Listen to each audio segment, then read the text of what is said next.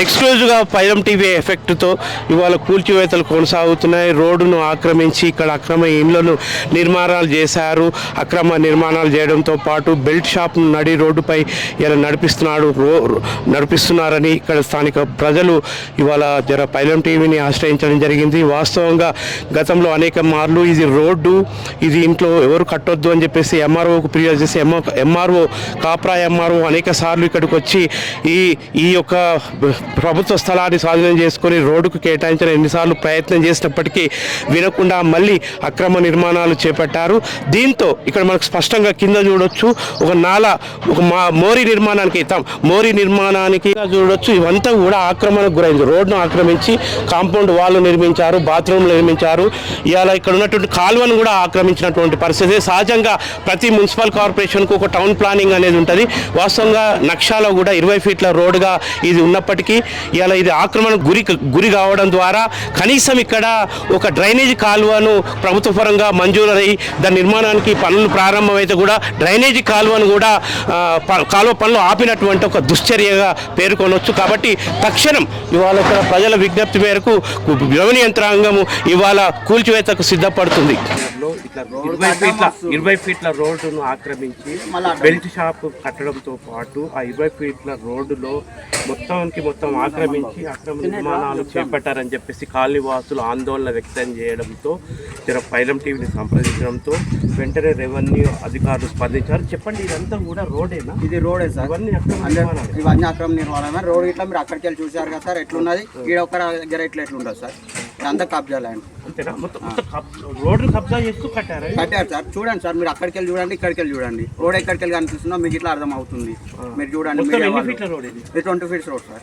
ఇంకోటి మీ కాలనీకి ఒక నాల అంటే ఇది కింద మురుగు నీరు పోవడానికి ఒక మోరీ కూడా శాంక్షన్ అయింది కదా, కనీసం అది కట్టనియలేదా? కట్టనివ్వలేదు సార్. అది ఏమన్నా అంటే ల్యాండ్లకి వెళ్ళి వేపిస్తారు, ఫ్లాట్లకి వెళ్ళి వేపిస్తారు వాళ్ళు. ఫ్లాట్ల రోడ్డు ఆక్రమించి ఫ్లాట్లుగా మార్చి అమ్ముకున్నారా? ఫ్లాట్లుగా మార్చేసి అమ్ముకున్నారు. మీ కాలనీకి ఒక మురుగు కాలువ ఉండాలంటే అది ఇట్లా చేయనిస్తలేదు. అది కూడా మీకు శాంక్షన్ అయింది కానీ చేయనీయలేదు. ఏమైందమ్మా?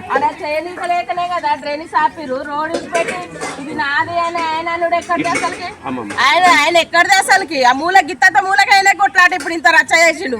ఫస్ట్ ఏం లొల్లి లేకుండే, ఎవరంతా అలా ఉన్నారు మంచిగానే ఉన్నంత మాత్రాన ఆయన ఎంత కొనుక్కుని అంత కట్టుకొని మేము వద్దంటలేము కాదంటలేము. ఎవరైనా ఇల్లే మరి ఆయన రోడ్ ఇచ్చిపోయింది. రోడ్ కాదు ఇది నాది అంటే ఏమన్నట్టు మేము ఎట్లా పోవాలి? బండ్లు ఎట్లా పోవాలి? అంటే ఇప్పుడు లాస్ట్ రోడ్ కూడా ఆక్రమించే దుస్థితి. మరి దుష్టమే, మరి అది దౌర్జన్యమే. ఆయన చేసేది దౌర్జన్యమే. ఏమనంటే కలిసి మాటలు. బిల్కుల్ ఎంత వైపు చూడొచ్చు ఆ నిర్మాణం. అది బెల్ట్ షాప్ అంట. బెల్ట్ షాప్ కూడా రాత్రి పగలు మందు అమ్ముతూ వచ్చిపోయే ఆడవాళ్లకు ఇబ్బంది కలిగిస్తూ అసలు ఆడపిల్ల ఇవాళ ఆడబిడ్డ నడవాలంటే కూడా ఇవాళ ఒక గగనమైనటువంటి పరిస్థితి. అట్లాంటి నడి రోడ్డుపై బెల్ట్ షాప్ నిర్మించి వాటి వెనుక ప్లాట్లుగా మార్చి అక్రమ ఇండ్లను నిర్మాణం చేశారని చెప్పేసి స్థానిక కాలనీ వాసులు ఆవేదన వ్యక్తం చేస్తున్నారు. నిర్మాణం చేయడంతో పాటు కాలనీకి శాంక్షన్ అయినటువంటి ప్రభుత్వ పరంగా శాంక్షన్ అయినటువంటి ఒక మోరీ అంటే మురుగునీరు పోయేటటువంటి మోరీ పనులను కూడా అడ్డుకున్నారు.